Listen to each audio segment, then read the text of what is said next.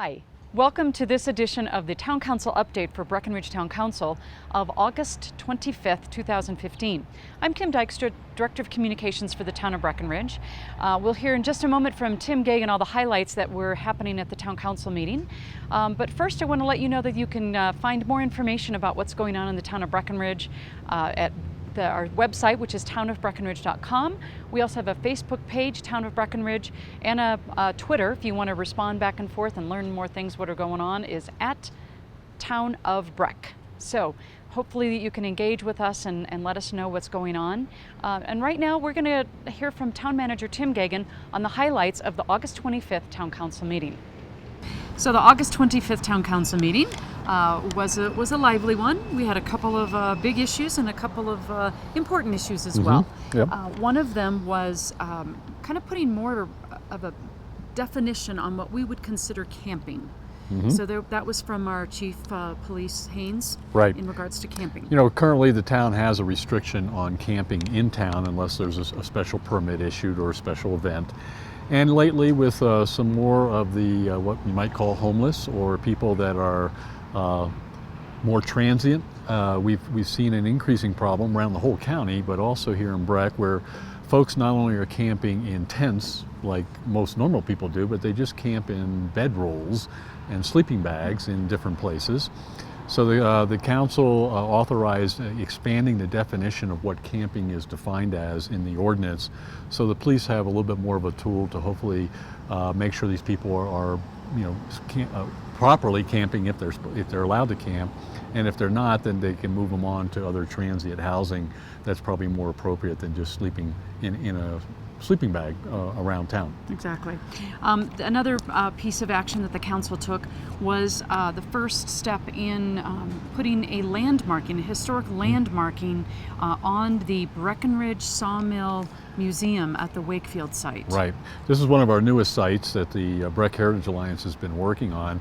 And the council over the last several years has been really put an emphasis on trying to get these critical historic sites, where appropriate, landmarked. They have to meet certain definitional requirements to fit into our historic character.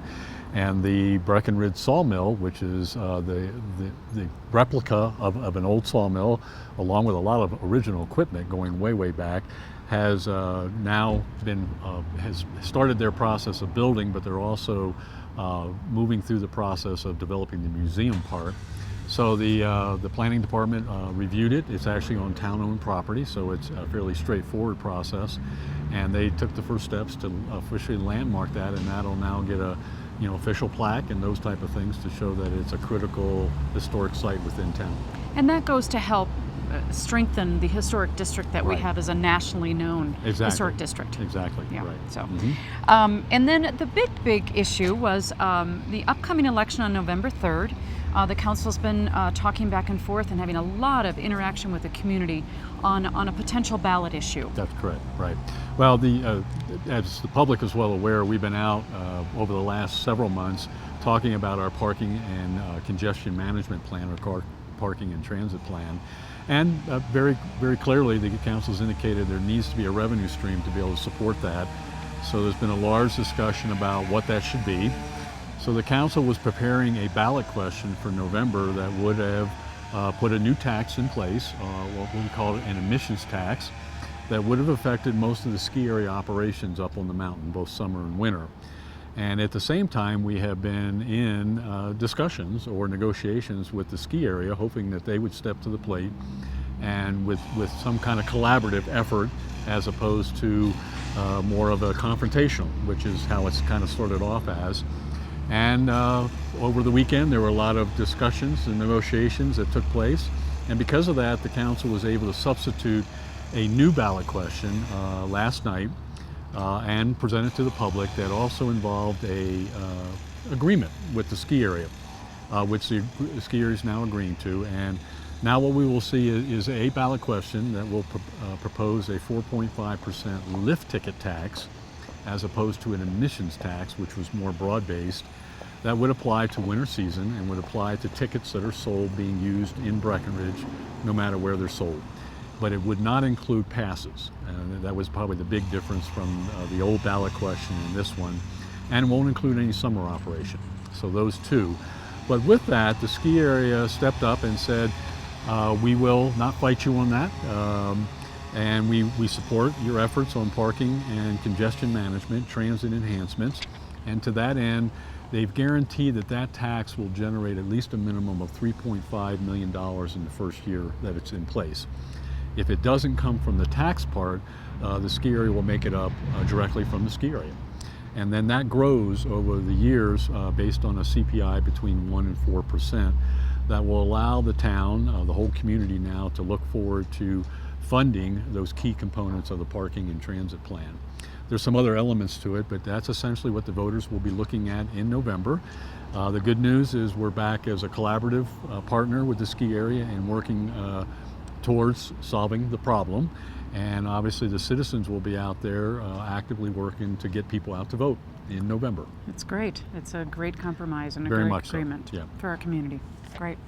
And then we also have some financials. We were given the financial reports, and those were the income that was coming in through sales tax and accommodations tax through June. That's correct. And like I said, June is the beginning of our summer season, so still a little bit of a light month. But we continue to see the positive trends of sales tax being up over prior year and over budget. Real estate transfer tax has also been tracking close to budget or slightly above budget. The only thing we're seeing kind of a dip in is in actually our marijuana sales, which is kind of interesting. This is probably the second full year that we've had, the retail marijuana, and at least for those off months of April, May, and June, we're starting to see a slight decline.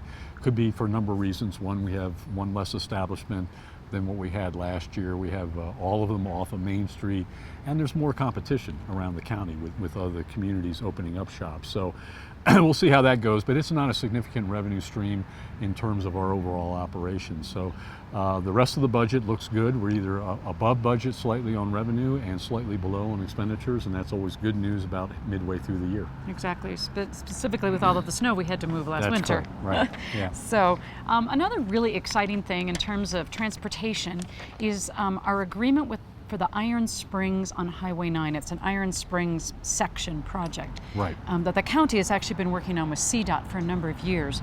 But they basically came back and said, where's more money needed? Over budget, yep. Unfortunately, the Highway 9 project, which we've been very active in from the town of Breckenridge all the way down to that area near the high school, which is called Iron Springs, that's the last segment that needs to be widened into the 4-lane improvement that we see that we've done over the last several years.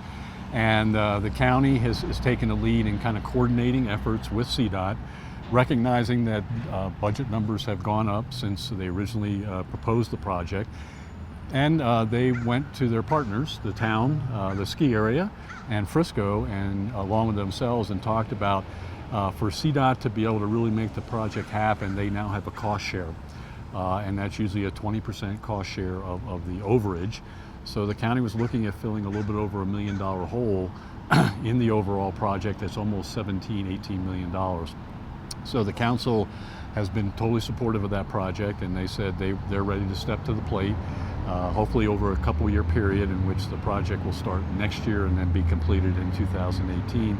And so they've agreed to come up with a little over $300,000, matching what the county is doing and what Vail Resorts is doing, which is great to see them step up also in that collaborative partnership. So that will mean this project will move forward, and people should start to see construction in that final segment for next year. Great. It's going to be a much safer and actually more picturesque if you're on a bike. That's correct. Because it'll be closer Right. to the lake. So, Yep. Another project that we're working on, kind of in that area, is the McCain Project, Mm-hmm. and that's a master planned area that we've been working on for a number of years. It's the last large piece of property the town owns. We bought it a number of years ago. It's essentially a mining operation right now, asphalt, concrete, along with mining. And the person that's operating there is leasing the property from the town. But we now want to start working on a plan for the future uses when that goes away. And so the council looked at a draft of a comp plan start that really designated several key uses. One is snow storage. As the town builds out on Block 11, where we currently store snow, eventually that's going to be affordable housing. We need to put it somewhere, so that's a key element. There's always open space because of the river improvements that we're going to be doing there. There's always a concern, do we have enough parking? So parking is an element that's on that plan. Affordable housing. There is an area to the very far north part of the property that butts right up to a future housing development along the river, so that's been designated as a potential future affordable housing site.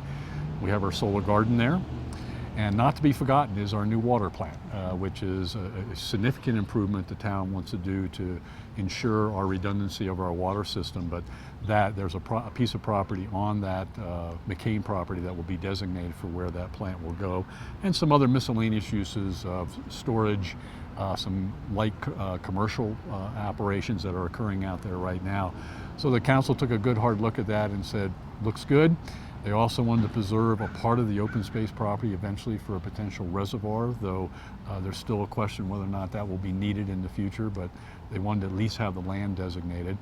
So they gave the nod to the concept plan, and now it'll go back for more refinement and more of what we call a grading plan. What's going to be the grade of that property all the way to the river, back up to Highway 9 from Coin Valley all the way to where Stan Miller's property is. So this was a big step to get the next step going with looking at how that property can be planned, and also to have those uses designated so that we have them preserved for the future.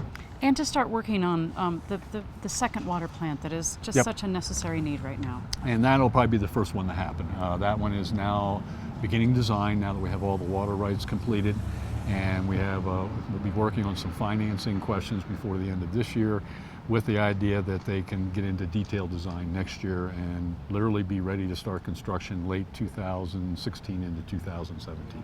And don't forget, we also have on the south end of that property, we've got the new area for the new recycling center. That's right. This was a deal cut a long time ago on Coin Valley, where we're moving county operations off of 450, where they were located, including the recycling center, and moving the recycling center out to a piece of property out on Coin Valley, basically across from CMC. That will be a brand new site, much cleaner, much more modern for relocating that site, and the old site will become affordable housing also. Great. Some great things coming up for our community. Yep. Great, thanks. Thanks.